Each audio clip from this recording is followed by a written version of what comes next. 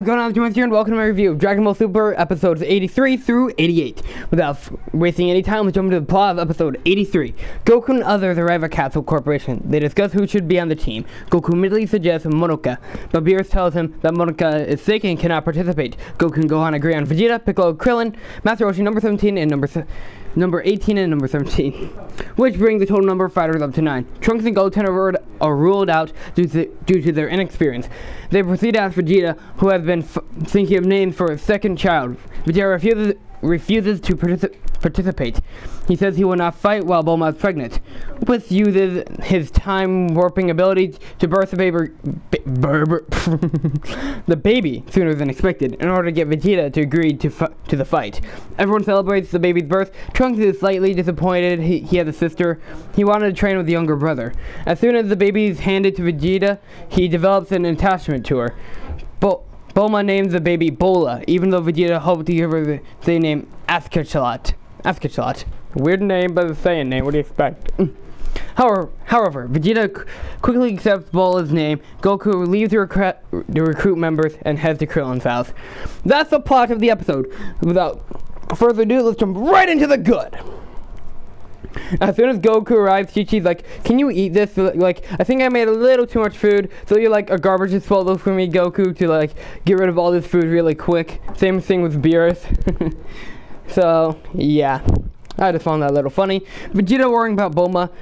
Now, Vegeta actually showing concern for Bulma shows how much his character has really developed and how much he really cares about Bulma and his family now. I mean, compare this Vegeta to the Dragon Ball Z Vegeta and you can see major differences. Vegeta's my favorite character in the show right now because how much he's developed. He cares about his family, his friends, and the Earth. Of course, he's same old saying he still wants to rival Goku and become the strongest, and he still resents Kakarot sometimes, but you know, he's developed so much, and I really like him in this series. He's my favorite character in it. The cool shadow images of some of the fighters that'll be in the Tournament of Power is also pretty cool looking. Goku bringing up Monoka is pretty funny. The image battle of Krillin and Baizel is also pretty entertaining as well, though Gohan seems to be doubting Krillin with, like, missing with a destructo disc, which is pretty accurate. I'm not going to lie, Gohan. You might be right about that. The group is thinking tactics rather than just, "I'm going to go in and punch people." Which, in this tournament, the way you win is you can't fly, and you got to knock people out of the ring, you know? So, you got to think tactics here. And I really appreciate that. No, just jumping in and punching people. When Whis tells the group there's going to be not to use any senso beans because it would be cheating, Beerus says, "Eat them in secret." Which made me laugh a little bit. Goku Vegeta holding his ground and putting his child's birth over the fighting strong guys. Even though he's very tempted to fight strong guys, and he would like to fight the strong guys, he's putting his family over the fighting. Which, again, I love Vegeta for that. Unlike Goku. Goku will just leave the first second he can. He will stay dead for 7 years to fight strong guys in the other world, while his son is born and leaving Chi-Chi as a single mother, raising 2 sons. Well, on the bright side, they save money on food during that time, but still. Vegeta calling Goku out on why do you like? He called him out on, "Why do you want me to participate so bad? I mean, without me, you could fight way more guys, you know? Because, you know, without Vegeta, there would be more for Goku to fight, you know? And Vegeta's getting suspicious of that, and I actually really like that. Bola's birth is nice, while being a little forced. I understand why, because this arc only has 48 hours to go until the big Tournament of Power. But I do appreciate Bola's birth. It's a cute moment, and yeah. Vegeta being overprotective of Bola is also pretty cute, and shows yet again how his character has developed. If you're a Vegeta fan, you'll like this episode, I guarantee it. Bola crying while being held by Mr. Satan is also pretty funny, I'm not gonna lie. And Vegeta going Super Saiyan Blue when Bola starts crying when Mr. Satan's holding her. He's like, "You made my child cry, I'm going to whoop your ass!" He doesn't say that, but I feel like that's what he's thinking.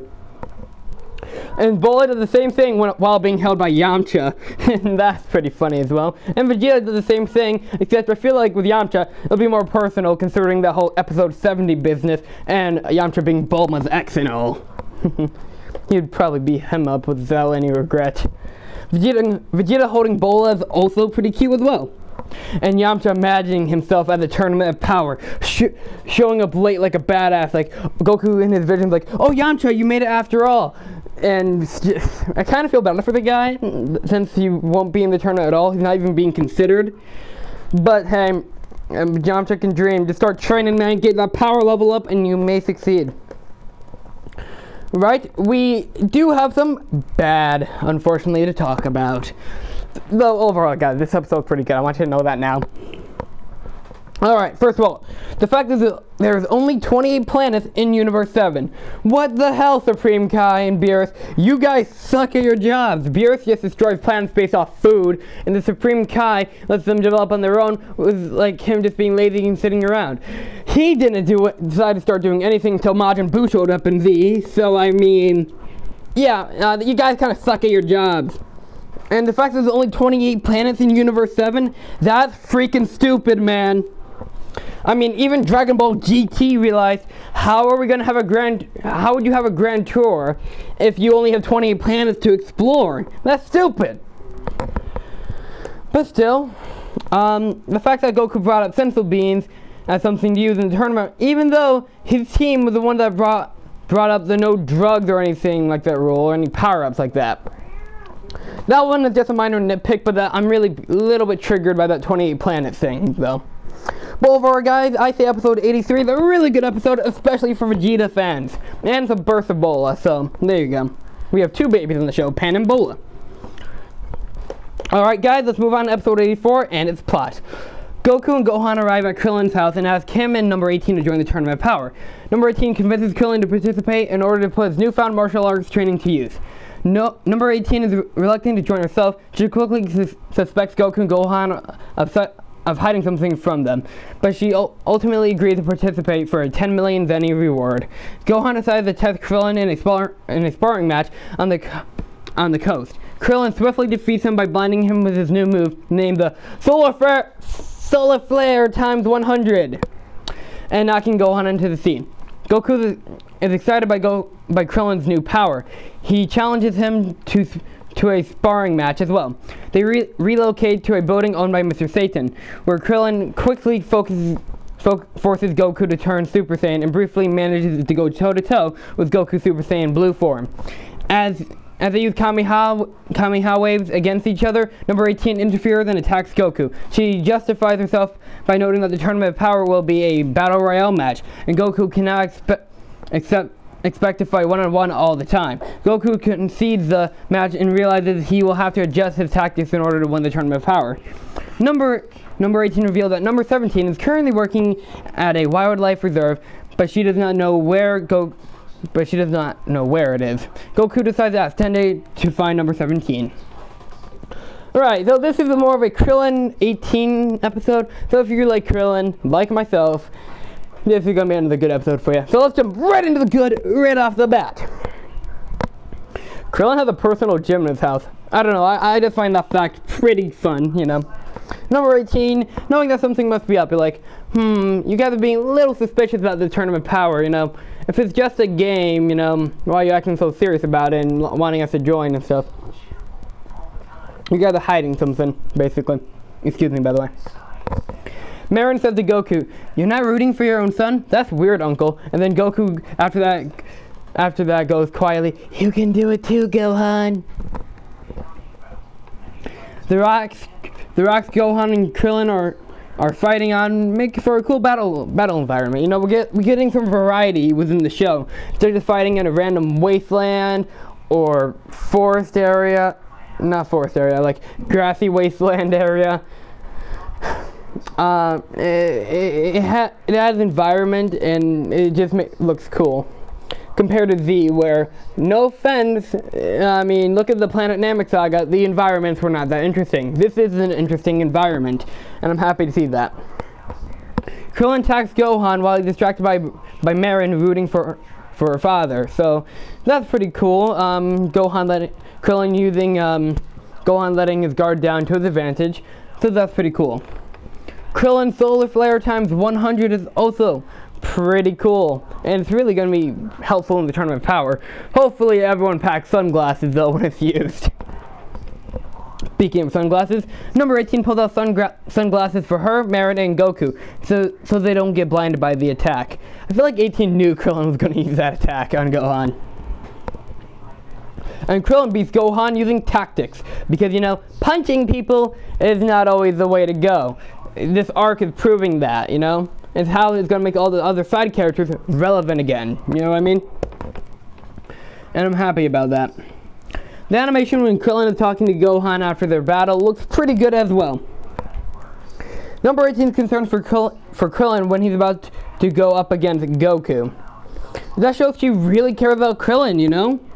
And I love their relationship in the show, so it's pretty cool. 18 telling Marin that Krillin will never lose. It's telling your daughter/child that your parents are invincible, whatever, and they'll never lose a fight. Just, I don't know, it's just really nice parenting to me, and I really like that. Krillin's flashback to Dragon Ball. Now Toei decided to reanimate the scene and put it in first-person perspective, in Krillin's perspective, before the Goku and Krillin's match in the Budokai Tenkaichi tournament. And I found this really cool, and I miss Dragon Ball so much right now. But regardless, it got me a little nostalgic. Krillin and Goku do the same fist gesture they did when they were younger, which is pretty cute yet again.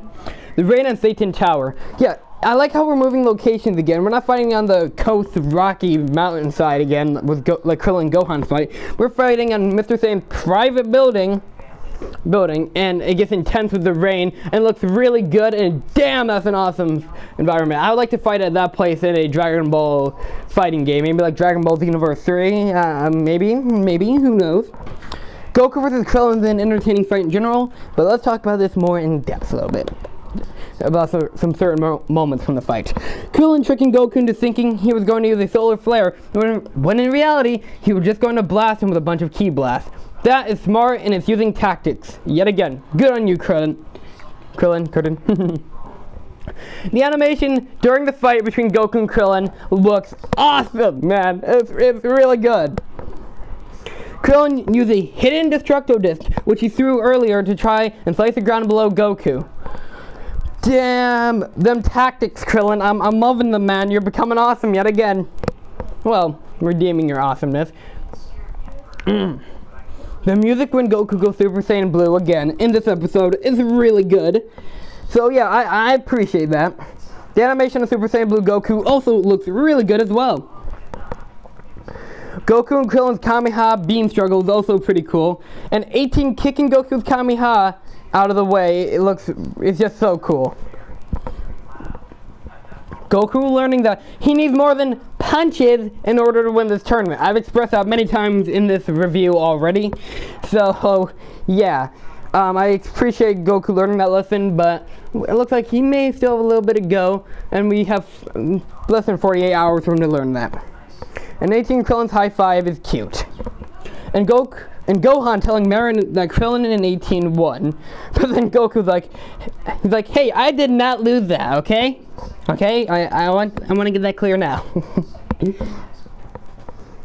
And it's just cute. And 17 is a park ranger. I believe the only source for this was through an interview in a magazine, I'm pretty sure, for the information Android 17 after Z. So that's pretty cool, and they're making it canon, expressing it to the mainstream audience through Super. Also, I also like how Team 4-Star also expressed that to the mainstream audience as well. But through 17, like, man, I want to become a park ranger, but that's a different show. Let's continue talking about Super. The new outro is awesome. Boogie back. I'm sorry. I'll leave a link to the new outro and the link in the description down below. It's really good. It gives me old school Dragon Ball vibes to the original outro Dragon Ball. And again, dang, also especially with it being Bulma centered as well. So yeah, definitely giving me original Dragon Ball vibes. Sadly, we do have one little nitpick, two little nitpicks. One's not so major, to me that is, but maybe major to others. But let's talk about this. Some of the fighting animations in this episode, while I complimented the Goku and Krillin fight, some of it during this episode looked a little bit lazy. I'm not gonna lie, but I guess it's alright. I'm willing to live with it. And power scaling, I guess? I mean, screw that. I mean, a lot of people getting mad that Goku used Super Saiyan Blue against Krillin, and this would not be the only time to get mad over power scaling within these episodes. But still, people are getting mad over that. Me personally, I am not really pissed about that at all. It makes Krillin and all the other side characters more relevant again, because they can like go toe to toe with Goku and Super Saiyan Blue a little bit, you know? Show that they can actually hold their own in a fight again. It makes characters more relevant, and I really like that. But though it doesn't make sense, I still appreciate it. And plus, I mean, Krillin didn't last that long against Super Saiyan Blue. He had to get 18 to save his ass, so there you go, people. Anyways, overall, if you're a Krillin fan, you'll like episode 84 a lot, just like I did. These first two episodes are awesome so far, so let's move into episode 85. The plot! Gohan leaves the Riku Piccolo while Goku prepares to head to the lookout. He encounters Majin Buu and Mr. Satan in training. Goku discovers that Buu has lost weight and has gotten much slimmer in appearance. The two spar together. Buu defeats Goku by overwhelming him with Ki Blast and knocking him out of the fighting stage. Meanwhile, Kaya, the Supreme Kai of Universe 11, gathers all of the Supreme Kais involved in the tournament except for Universe 7's, who is not allowed to talk with everyone because of Goku's involvement with the creation of the tournament. Which, if you know my opinion on that, I'm a little bit pissed about how they're treating Goku, but you know what? Forget about it. We'll talk about it later. Kaya asks his fellow Supreme Kai to request that Zen-Osama cancels the destruction of the universes, but they all are too afraid of his wrath to do so. Champa gathers all the God of Destructions involved in the tournament, except for Beerus, after finding out about the Supreme Kai's meeting. They discuss Goku. Toppo recruits his fellow Pride Troopers. Champa recruits Kaba and demands he finds more powerful Saiyans. Goku meets Dende at the lookout and learns number 17's location. Gohan prepares to train with Piccolo. Overall, I'll say this episode's plot is a little more brief than the other ones, but you know what? I'm cool with that. Makes my job easier. Anyways, let's just jump right into the good. The Supreme Kai's meeting was interesting, to say the least, and it was pretty cool. Goa, you know, the god of Universe 10's Supreme Kai, God to him, notices that Universe 7 Supreme Kai is not there. It looks like Goa has our back on this one. So that's pretty cool, man. Thanks for that after the whole Future Trunks arc. The argument between Universe 3 and 2 Supreme Kai about strength versus intelligence in the tournament. Universe 3 is the one in favoring intelligence, while Universe 2 is favoring strength, by the way. I say you need both in this tournament, though mainly intelligence and tactics, but you also need strength. That's my opinion on it. That's why Master Roshi there, and we have powerhouses like Goku and Vegeta.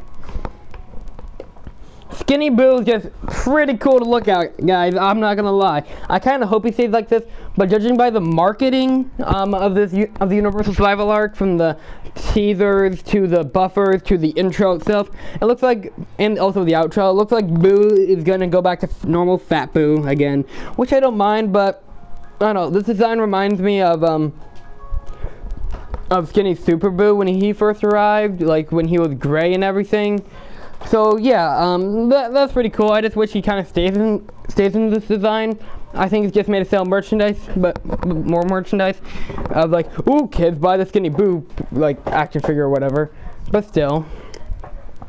Boo using Ki Blast to distract Goku, then he comes down and starts beating on him. And also Boo stretching Goku to the ground to win. It's also pretty good. You see, even Boo is using tactics, Goku. Step up your game. You can't just keep punching people. It's not gonna work out this time, man.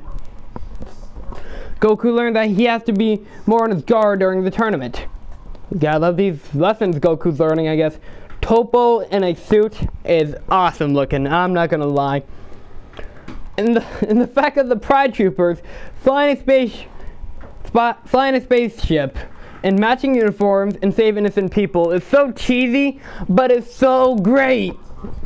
I feel like we can get a spin-off manga series of them alone. I mean, Yamcha's got his own manga spin-off series. I feel like the Pride Troopers can totally get one. The God of Destruction meeting was also pretty interesting. And my girl Vados comes in and tells everyone that they're in Goku's debt because without him suggesting the tournament, they all would be erased. While all the other gods were insulting Goku during this episode, Helios, the God of Destruction in Universe 2, complimented Goku by calling him beautiful. I don't know how Tumblr reacted to that or anything like that. Despite though, Despio, I guess, I don't know how you pronounce it. A member of the Pride Trooper looks like Beerus. With like one tooth. It's cool, I guess. I don't know. The Pride Trooper poses. It's just so cheesy, yet so great. I'm getting Ginyu Force vibes, Power Rangers, all of that greatness right there. An explosion in the background while the Pride Troopers are posing also looks great, and it's cheesy, and it's awesome! And the Pride Troopers versus the monster is also pretty entertaining as well to watch. The Pride Troopers standing in front of an explosion after the monster is destroyed is also awesome. And Juden's meditation is awesome. This is the first time we're introduced to Juden, aside from, you know, the intro, you know. Fucking Toei's marketing, we'll bring that up later on in this video, but god damn it, Toei. But yeah, this is an awesome introduction to Juden in the show, just sitting there, so ominous, with a red ki aura around him in the darkness. Makes him feel so cool and badass, and I can't wait for him. Champa demanding more Saiyans from Kaba, like, oh, Universe 7's gonna be fighting with Saiyans? Kaba, you're on the squad, but you also gotta bring some other strong friends of yours, you know what I mean? Kaba's like, okay, Champa. It's nice to know Champa's not going with the whole hit having multiple siblings, is like one of 10 different siblings idea, so that's pretty good. And Gohan getting retrained by Piccolo, his real dad. Gohan's getting retrained by his real dad. That's awesome, man. Quality time. Alright, let's talk about the bad. The beginning of Goku and Skinny Boo's fight is just lazy, with punching each other really fast. I mean, it's generic and lazy at the beginning. Some of the animation during the fight with Goku and Boo also looked pretty bad as well. But aside from that, I'd say this is a solid episode, especially with the Pride Troopers, the Supreme Kais, and the God of Destruction stuff. Anyways, let's move on to episode 86. The plot.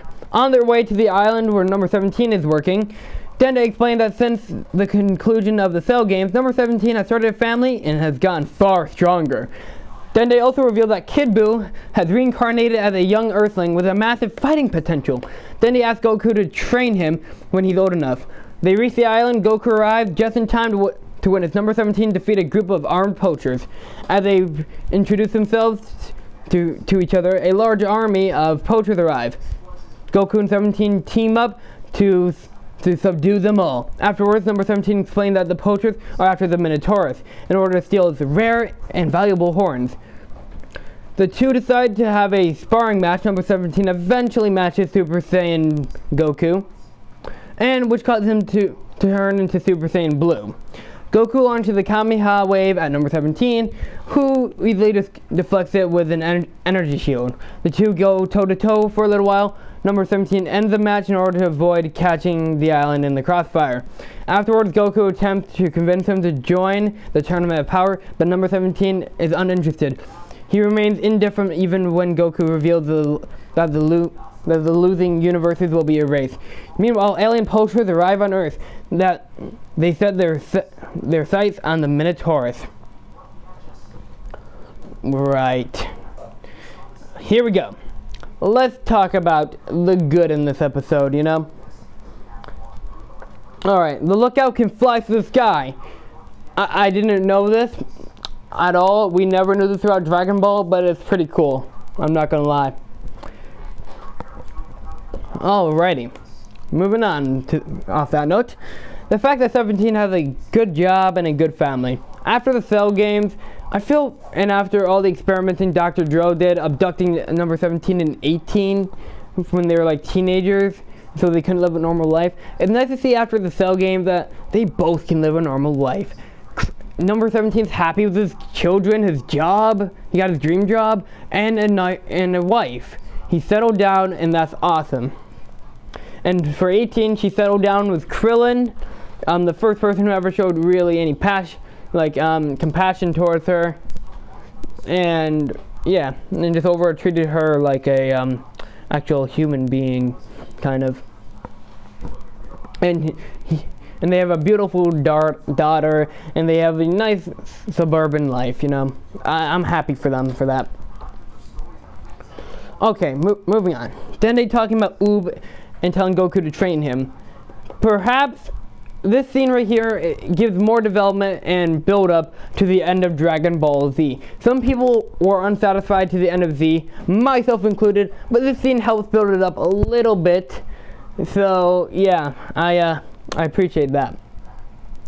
Instead of Goku just going randomly to train this little boy after fighting him in the tournament, who's the reincarnation of Kid Buu, he decided he's been actually requested by Dende to train him, so that's pretty cool. Goku and 17 versus the Poachers is a pretty entertaining action sequence. 17 bending the Poacher's gun, then tells him you can either take care of nature or return to it. That's just awesome right there. 17's a badass. The Minotaurus itself. It's the odd, weird creature that stands out in the world, and it's not just some generic normal animal. I'm so happy we still have animals like this in the world of Dragon Ball, and not aliens or anything, but just a random monster on Earth, or just a random not normal creature, not standard, despite it just being kind of a purple bull. It's still cool. I mean, yet again, it gives me that Dragon Ball vibe, the original Dragon Ball vibe, you know? I'm very happy for that. And happy to know we still have stuff like that. You can tell I really like old school Dragon Ball by now, can't you? The animation on the Minotaurus' introduction is also pretty good overall, I would say. And the animation before Goku and 17's fight, with them just looking at each other and the sunset in the background, and the environment is just so awesome looking. And Goku vs 17 is an awesome fight in general. But let's go more into detail on this fight, shall we? Super Saiyan Goku and 17 fighting in front of the sunset looks so freaking cool! And also, Super Saiyan Goku and 17's fists clashing in front of the sunset is also, do I even have to say, it's freaking cool. Yet again. Goku and 17 fighting over the sea. The sea is beautifully animated. The fight is beautifully animated. It's beautifully animated in general. You know what I mean, man? Goku Super Saiyan Blue transformation is also beautifully animated yet again. It looks good. Damn, Toei, you're stepping up your game. I give you a compliment for that. 17 uses a energy shield to shield off Goku's Kamehameha. So the fight didn't end in another beam blast or anything like Krillin's fight. That's good. We're changing it up a little bit, you know. We're not gonna keep repeating the same thing. We're gonna have 17 reflect Goku's Kamehameha this time. That's good. I like variety, man. And Super Saiyan Blue Goku and 17's fifth clash is yet again awesome. And the dolphin jumping by and its animation looks really good as well.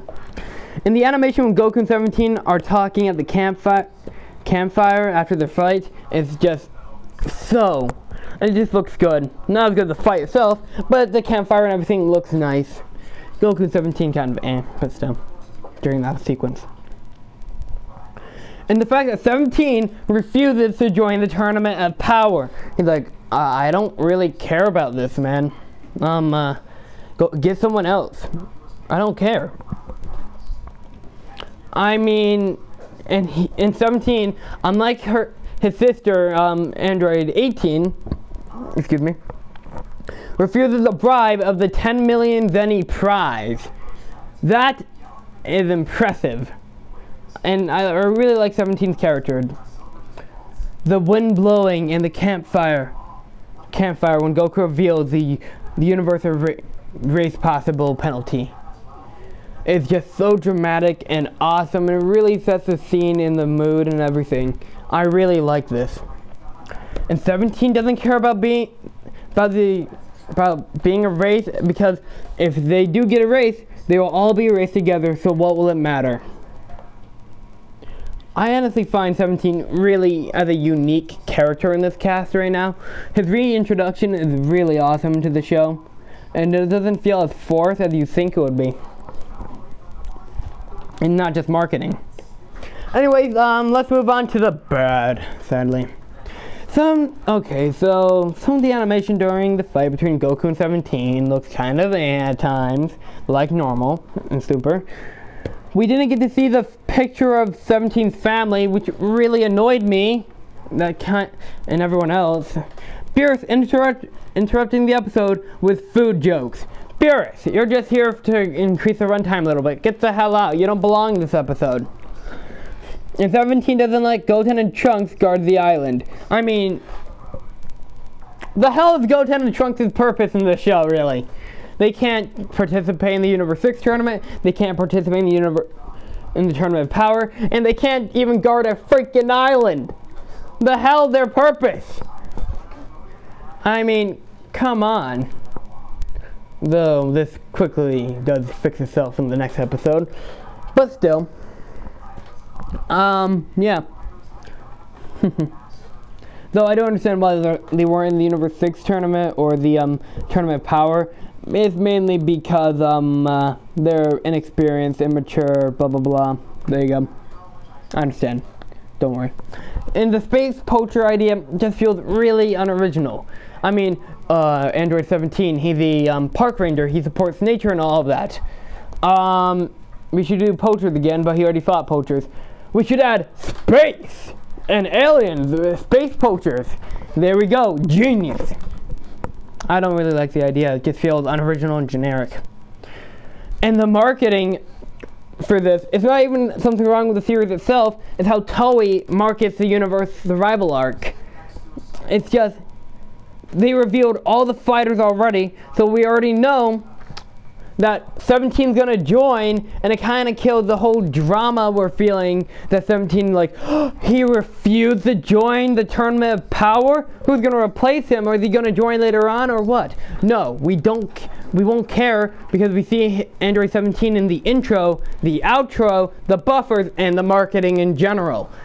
We know he's gonna be in this arc, and just, it ruined 17's little arc here. The marketing really did. And let's talk about episode 87. Goku entices number 17 with a wish on the Super Dragon Balls. As he begins to consider Goku's offer, the alien poachers arrive and abduct all the island's animals. Goku uses his instant transmission to teleport himself and number 17 aboard the ship before he can escape. After defeating some of the poachers, number 17 sets off to defeat the leader. While Goku remains behind to battle the rest of the poachers, number 17 confronts and easily defeats the leader. Goku catches up just as the leader pulls out a switch and threatens to self-destruct if he's not released immediately. Number 17 smashes himself out of a window, which vents both of both of them into deep space. Goku manages to use his instant transmission to teleport all three of them to King Kai's world. Then he contacts Goku, informs him that the leader's threat was a bluff. Afterwards, Goku and number 17 return the animals to their rightful homes. Jocko arrives and arrests the alien poachers. Number 17 decides to leave his island in the hands of Goten and Trunks. Number 17 accepts Goku's offer to join his team in the Tournament of Power. He hopes to use the Super Dragon Balls to wish for an expensive boat and travel the world with his family. I hope I made that brief enough for you. Right there. Just saying. Alright, let's jump right into the good. The animation on the Super Dragon Balls, while brief, did look pretty good. Goku taking down the guards was just a gust of his fist. It's like, that was just cool right there. 17 taking action and leaving Goku with the guards. He's like, yeah, Goku, I don't really care about this rock, paper, scissors stuff, this childish stuff. You stay behind, fight the guards, while I go and, take care of business. Goku's like, wait a minute, I want to fight the big guy. The big guy's usually the strongest one, the boss of them all, yeah. 17 hitting the leader onto the window, causing it to crack, was just so cool. Again, 17 is a badass. And 17 not caring about justice or anything. He just cares about his personal self, his friends, and family. That's all he cares about. He doesn't care about justice. Which is very refreshing in the show after the whole Future Trunks arc and the whole justice thing with the Pride Troopers and the tournament in general. I'm glad to see 17 does not care about justice, or at least a character in the show doesn't care about justice like that and doesn't want to preach about it. Beerus dreaming that Goku died, leading us to a fake out, like of the guy pressing the button. It was just a little funny. And Vegeta getting annoyed by Beerus like, we're not a cheap hotel. Please leave. He doesn't say that, but he's thinking that. I kind of agree with Vegeta there, man. Get the hell out of here, Beerus. Stop interrupting the episode. 17 sacrifice. While we know, due to marketing, 17 is not really sacrificing himself, but in the show he is. In order to save all the animals, he selflessly sacrifices himself. And again, 17 is a badass! Again. Okay. King Kai's reaction to Goku and the others just appearing on his planet is just cool. It's funny, okay? Goku brought the leader there because he was gonna self-destruct like Cell. Yeah, well, I mean, I brought Cell to King Kai's planet when he was about to self-destruct. So, oh, I can bring this guy there too. King Kai won't mind. He's already dead. Fucking savage. 17 scaring the guy into pressing the switch after he said he can't due to, the gravity and all that. Excuse me for one. My apologies about that quickly. And, the leader had party strings and confetti coming out of his body for a birthday party. That's a little funny and it's a fake out yet again, but it's funny, at the least. The animation on the animals leaving the ship and going home is also really, really nice, yet again. 17 letting Goten and Trunks guard the island. Finally, they're used for something in this series. Holy crap, aside from filler. Goku saying that he was not aware of saving the world. He just got this far by fighting strong guys that just so happen to be evil. But, you might think this makes Goku sound extremely selfish and an idiot. But he still cares about innocent people and living creatures, and his friends and family, of course. He still cares about them. That's Goku. And I really like this line. I made a whole video talking about this. I'll leave that as an end screen card at the end, and the link in the description down below, as well as the Dragon Ball Super Ending 8 theme. Because, damn, I love expressing that point, and I love that Super expressed this point. Goku bringing up how Tien, Piccolo, and Vegeta started as enemies, but then changed into good guys. And showed their development in this really good point. And now 17 is doing the same thing, though not to the same scale as the other three, but he's still doing the same thing. 17 called Krillin a mini monk. What the hell, 17? That's just savage, man. The ending shot of Goku and 17 looking at the sea with the sunrise and the animals. It really looks beautiful and is nice and beautifully animated. The bad. 17 lured by the Super Dragon Balls. He rejected the money, but he's accepting the Dragon Balls. I mean, I guess it's a grander scale, I guess. But I would expect more from 17, like not caring or anything. He'd be like, I don't need that either. I'm happy with my life. But, we gotta do a quick cough out of the last episode. And the poacher stuff just feels, yet again, boring, not interesting, generic. But they're space poachers. That's fucking boring. Because 17 is park ranger. 17 asks why they go after the Minotaurus when he should obviously know the answer. Seriously, man. Money! You fight poachers pretty much almost every day of your life. Stop acting, 17. Sheesh. Or Toei. Just fucking up, either one. And Beerus interrupting the episode again. Get out of this episode. And get out of Vegeta's house. It's not a cheap hotel like he said. Thank you, Vegeta. I'm glad to see we have, like, neutral opinions on this right now. Stop trying to fill some time, Beerus. Some of the animation on the character looks pretty bad. And Jocko taking all the credit. Now, I personally like Jocko. He's actually one of my favorite characters for some reason. I don't know, just how cheesy and Space Patrol-y he is. And I'm the greatest in the universe. But he just felt like kind of a dick there, I'm not gonna lie. But it's not that much of a big deal. And 17, remembering Boo. Now, this is a plot hole right here, because at the end of Z, they wish everyone forget about Majin Buu so he can live a normal life with Mr. Satan. So 17 technically shouldn't remember Buu. I know it's a nitpick, but it's a plot hole still, and I feel like I should still bring it up. Anyways, that's all my thoughts on this episode. Sorry about the background noises if you heard any of them. And this is only up till episode 87, so I want to apologize for that as well. I mistakenly said episode 88. So, yeah. Yeah. Hope you guys enjoyed the review. I know it's a little lengthy, but if you watch till the end, you are awesome. Click the end card screens on the screen, and click the end cards on the screen right now. Click the link in the description down below to check out my Is Goku Evil video, even though you know the answer already. If you want a more in-depth answer, I have it there for you. And also check out the Dragon Ball Super ending 8 theme. I really like it. It gives me Dragon Ball vibes, like I said in the review. And yeah,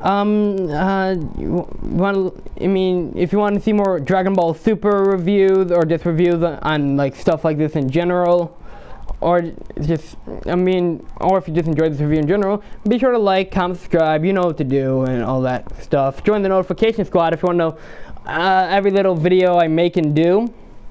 And yeah, thank you for watching this far. I really appreciate it. And I'll see you in the next one. Peace out, Meister out. Also, thank you for bearing with some of the background noises, even though they're minor. I appreciate that. Anyways, I'll see you in the next one. Peace out, Meister out. Oh wait, oh crap.